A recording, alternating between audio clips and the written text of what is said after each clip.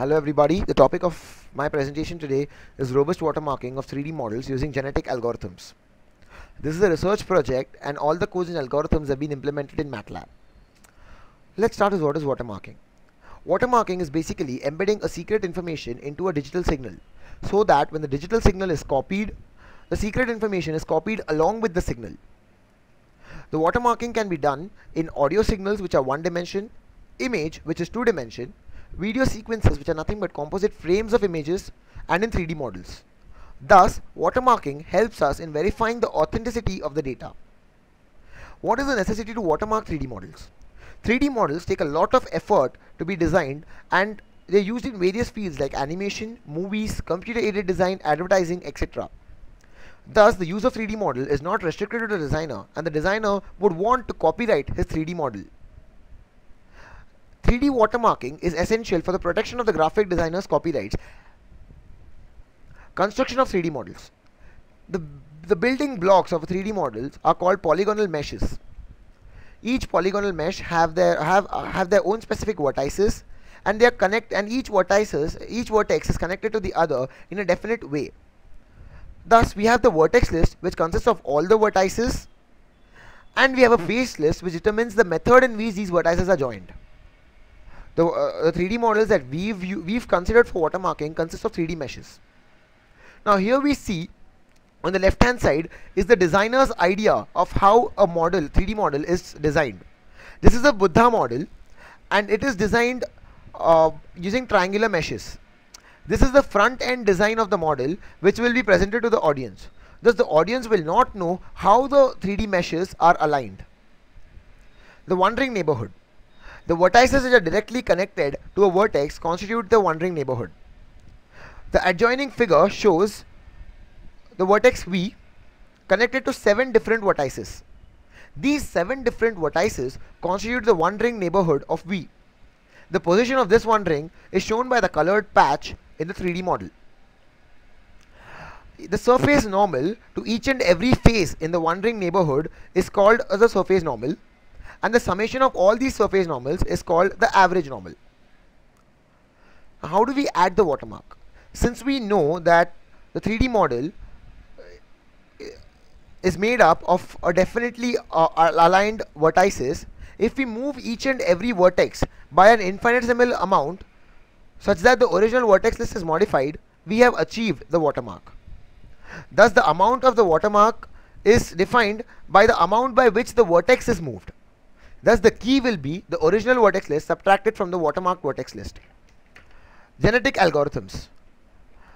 Genetic algorithms is a class of evolutionary algorithms. It uses evolution as a source of inspiration to solve the computational problems.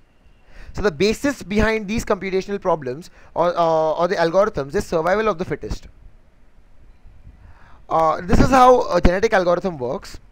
Each and every feasible solution to a problem is called a chromosome. Thus we have an initial population which is a randomly generated chromosomes. Each of these chromosomes thus returns a fitness value. The fitness value is sorted and the fittest are selected to reproduce. It may happen that there is a large amount of variance in the fitness values, so the fittest are selected to reproduce more than once. The selected chromosomes then undergo crossover mutation to produce new offspring, and hence a new generation is formed. Each of these new generations then is again passed to the fitness function, again the fitness value is determined, and these fitness values again sorted, and thus this is repeated till the stopping criteria is met. What is elitism? When we have a fairly good chromosome in generation 1, and this chromosome after undergoing some operations gives us a really poor chromosome in generation 2, then maybe we have lost a candidate solution for the optimal solution of the problem. Thus, to avoid this situation, the best chromosome from one generation is carried forward to the next generation without any change. This is called elitism. The number of individuals, that is the number of fittest individuals which are carried forward without any operation from generation n to generation n+1 is called the elite count. Now let's get to the problem. Using genetic algorithms to watermark 3D models. Now, this is a novel algorithm and has never been used before, and the basic purpose that the algorithm serves is a high watermark embedding capacity. Now, what are we doing to watermark?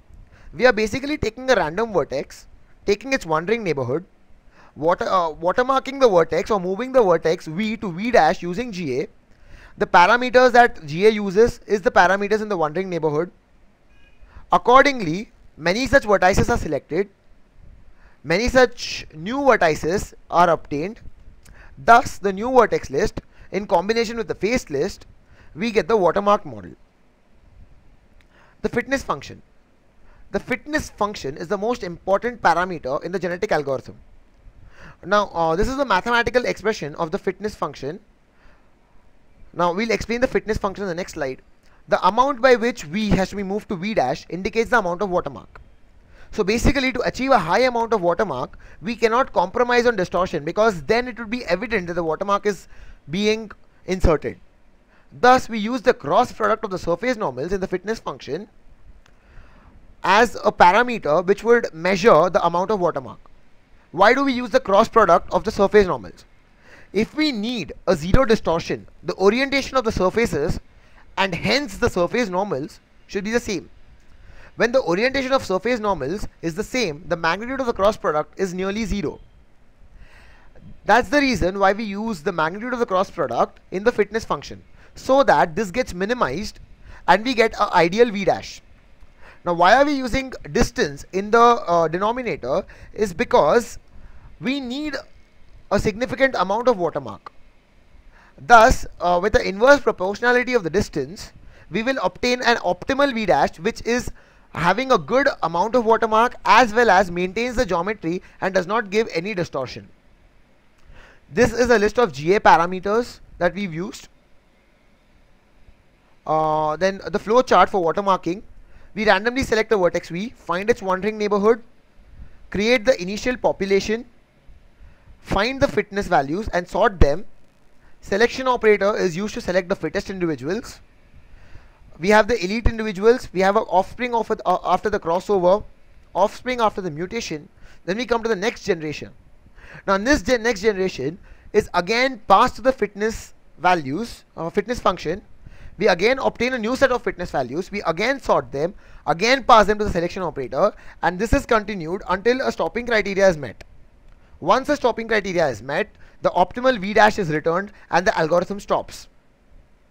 Now, this video will show us how the fitness value is going to vary. As we see, the blue line is moving towards 0 and this blue line represents the mean fitness values. The eventual figure is on the right hand side. This is a figure which is being taken just for the purpose of explanation. Now, this is the thus after undergoing that process where we see how the fitness function varies, here we get v dash, which is the optimal watermark, and as we see, there is a significant amount of movement from v to v dash, and this watermarked vertex is shown by the bold patch in the 3D model. This is the section 4 where we see the results, attacks and the conclusion. Now, we've watermarked the Buddha. We have watermarked more than 5 models, and the other models are shown in the paper. This is the Buddha model. The original is on the left and the watermark is on the right. Now, as we see the third figure, we see that there are many vertices which have been watermarked. But as we see, there is no perceptible distortion. Thus, this is the power of using GA in 3D model watermarking. Now, attacks. Why are attacks done to the 3D model? Attacks are done in order to destroy the watermark, which may in turn destroy some part of the model, but the remainder can be used illegitimately. Thus, the copyright is lost. Here we see the attacks on the model.